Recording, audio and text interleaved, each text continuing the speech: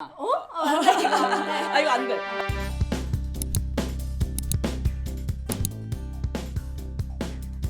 1순위가 영어였는데요. 영어 회화를 하는 그런 환경이 마련돼 있으니까 일본어 공부를 하려고 갔다 온 것도 있었고 한국에서 생활하는 게 너무 힘들어서 학교 생활에 지쳤었고 또 외국에 나가면 뭔가 바뀌지 않을까? 현실 도피였는데요. 모든 걸 다 그만두고 어디로 떠나고 싶어서 전공 수업을 듣는데 현타가 오더라고요. 그냥 수업 중에 바로 비행기 티켓 사서 전공은 불어.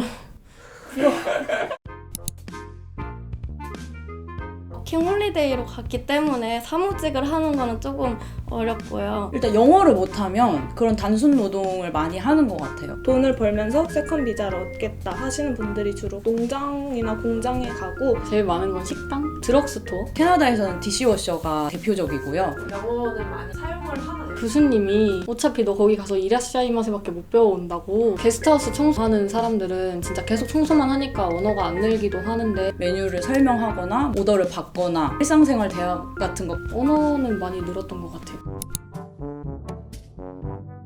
솔직히 공항 입국 심사만 통과할 수 있으면 대신 가서 무슨 일을 하느냐가 좀 달라지겠죠? 거기도 결국 사람 사는 데이기 때문에 영어를 한마디도 못해도 살 수는 있어요. 한국인들만 찾아가는 식당에서 한국어로 주문받고 근데 그렇게 하면 워킹홀리데이 자체의 의미가 좀 저 아는 사람은 시노쿠보 삼겹살집에서 1년 동안 워킹홀리데이를 했는데 갔던 일본어 상태 그대로 다시 귀국을 하는 경우도 봤고 언어에 따라서 구할 수 있는 일도 달라지고 또 그 일에 따라서 외국어가 얼마나 느느냐도 또 달라지는 것 같아요.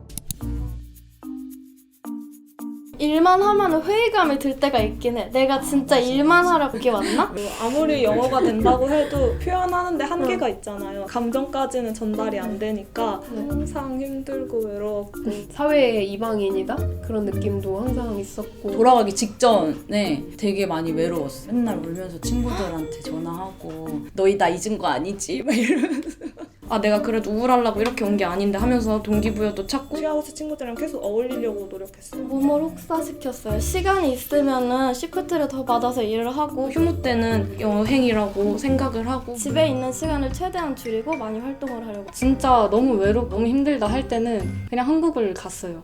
그래서 어차피 일본은 가까우니까 그냥 한국 가서 가족도 만나고 다시 일본 가고 싶은데 싶어지면 다시 일본 돌아가고 일본 5월의 장점 영국은 가는 데만 12시간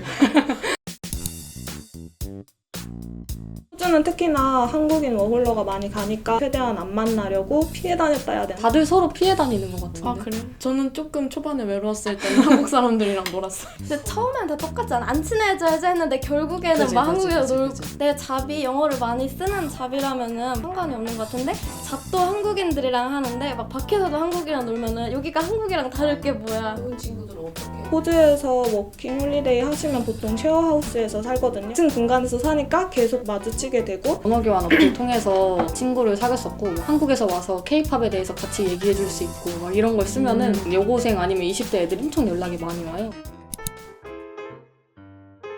뭐 호주나 캐나다로 어학연수 가면 나중에 결혼 정보 업체에서 맞아. 등급이 거기서 떨어진다. 등급 떨어진다. 결혼정보회사에서 정수가 깎인다. 남자친구는 그러면 영어 잘하겠네? 이 얘기밖에 안 듣는데 막 여자애는 워킹홀리데이 가면 안 된다 이런 얘기 듣는 것도 너무 억울하고. 북쪽, 남쪽 이런 거 난 사우스에서 왔다 그랬더니 노스코리아 대해서 어떻게 생각? 한 번도 놀스 사람을 본 적이 없다고. 나도 못 봐. 일하던 식당에서 사오는 곳이 중국인 가게래요. 저한테 전화를 해달라는 거예요. 그래서 나는 한국인이야. 그러니까 너 중국말 하잖아. 저희 회사가 있던 건물의 건물주가 나이가 많으신 할아버지셨는데 점심 식사에 초대해 주셨는데 자기소개를 하는데 일본은 왜 왔냐? 일본에 어떤 점이 좋은 것 같느냐? 막 이런 질문을 하셨는데 제 차례가 되니까 갑자기 다케시마에 대해서 어떻게 생각하냐고 그건 여기에서 대답할 문제는 아닌 것 같다 이러고 넘겼는데 부부가 오셨는데 음식에 대해서 설명을 잘 못해서 주머니가 좀 화가 나셨나 봐요. 쳐다보지도 않고 남편만 보고 그래서 제가 뭐래? 언어를 못한 저의 잘못도 있고 더 영어 공부 열심히 했고 귀에 소리 지르고 도망가고 그런 식으로 심하게 당하는 분들도 계셨고 거기는 진짜 힘든 분 있어. 우리나라에도 그렇게 들어와 계신 분. 있었던 바탕으로 이러면 안 되겠다 싶었던 게 궁금해서 그냥 물어본 건데 듣기에는 뭐지? 말을 왜 이렇게 하지? 자기들끼리 얘기할 때는 다 존댓말로 얘기하면서 저한테만 반말로 얘기를 하더라고요. 못 알아들을까 봐 말을 짧게 해주려고 배려를 해준 건지 모르겠는데 저는 솔직히 계속 차별이라고 느꼈거든요. 우리나라에서도 막 드라마 같은 데 보면 사장들이 막 외국인 노동자들한테 엄청 반말하고 막 이러잖아요. 그래서 그런 거 봤을 때 궁금하더라도 약간 좀 어떻게 오해하지 않을 물어볼 수 있을까 그런 거를 신경 써서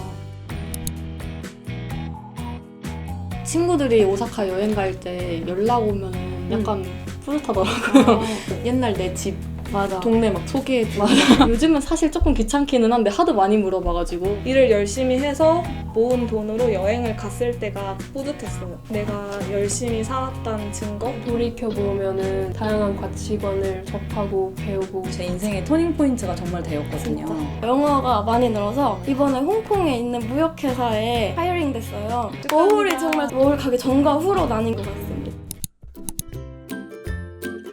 구직 활동할 때 우울했었는데 되게 일 안 구해지고 이러려고 그런 게 아닌데 싶었는데 지금 생각해보면 그 구직 활동하는 과정도 워홀의 일부분이었던 것 같아요. 면접 보고 계속 매장 찾아다니면서 영국이라는 나라에 적응을 하고 있었고 나도 모르게 쉬러 간 건데 계속 돈만 벌고 있게 되더라고요. 워킹홀리데이 가는 목적 자체가 워킹도 있지만 홀리데이도 있으니까 워킹에만 집착해서 홀리데이를 놓치지 않았으면 좋겠다고 말을 하고 싶어요. 워킹 홀리데이인데 실제로는 워킹 홀리데이죠.